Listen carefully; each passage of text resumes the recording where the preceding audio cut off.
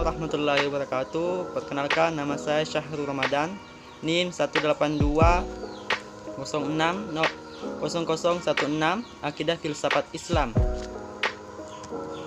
Baik, saya akan meresensi kitab Ihya Ulumuddin karya Imam Al-Ghazali.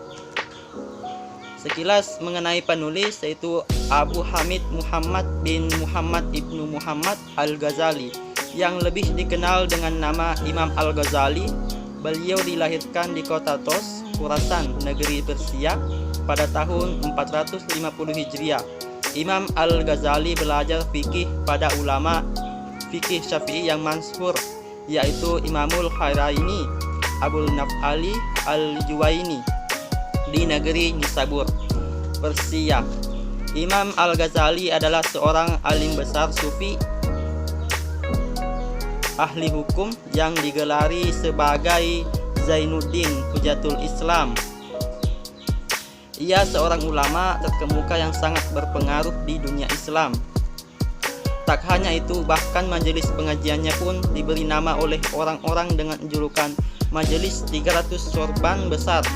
Beliau selain ahli fikih juga ahli tasawuf yang tak ada tandingannya ketika itu. Imam Ghazali juga mengajar sekolah tinggi Syafi'iyah dan Mizamiyah di Baghdad tahun 484 Hijriah dalam fikih Syafi'i.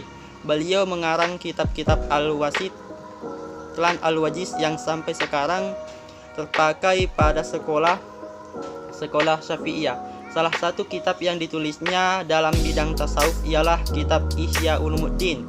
Kitab ini sangat terkenal dan hingga kini dipakai oleh seluruh ulama dalam dunia Islam. Begitu luas dan dalamnya pembahasan dalam karyanya ini, sejumlah ulama banyak memberikan komentarnya atas kitab ini. Baik, sekarang kita akan resensi kitab Ihya Ulumuddin. Kitab Ihya Ulumuddin adalah sebuah kitab monumental karya Imam Al-Ghazali yang sangat terkenal dan telah banyak dibaca oleh berbagai kalangan oleh ulama-ulama fuqaha. Ihya dijadikan sebagai rujukan standar dalam bidang fikih. Sedangkan oleh para sufi, kitab ini memuat materi-materi pokok yang tidak boleh ditinggalkan.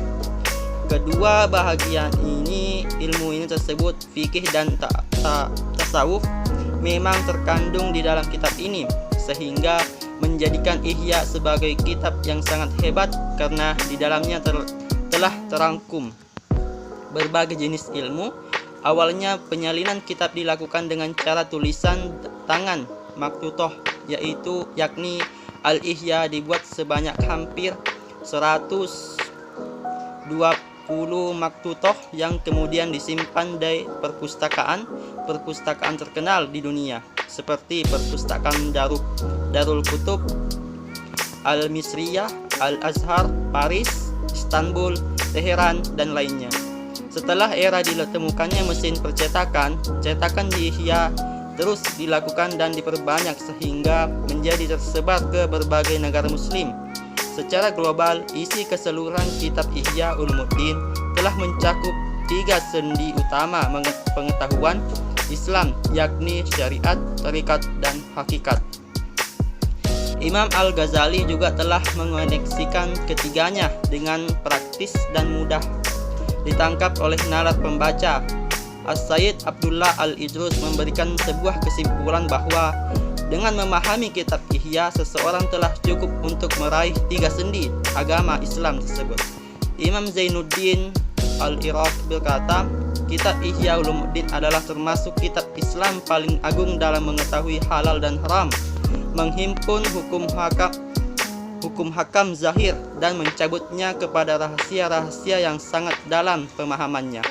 Tidak cukup hanya masalah furu' dan persoalannya, dan tidak pula membiarkan mengarungi lebih dalam ke dasar samudra sehingga tidak mampu kembali ke tepian. Akan tetapi, beliau mengumpulkan antara ilmu zahir dan ilmu batin, menghiasi makna-maknanya dengan sebaik-baik tempatnya, menuturkan mutiara-mutiara lafaz dan adabnya. Kutil Aulia As-Sayyid Abdullah Al-Idrus Al-Akbar berpesan kepada segenap umat Islam untuk selalu berpegang teguh pada Al-Quran dan Sunnah, sedangkan penjelasan mengenai keduanya telah termuat dalam kitab Ihya Ulumuddin karya Imam Al-Ghazali. Imam An-Nawawi berkata, jika semua kitab Islam hilang dan tersisa hanya kitab Al-Ihya, ia dapat mencukupi semua kitab yang hilang tersebut. Baik, sekian dari pemaparan saya. Terima kasih. Wassalamualaikum warahmatullahi wabarakatuh.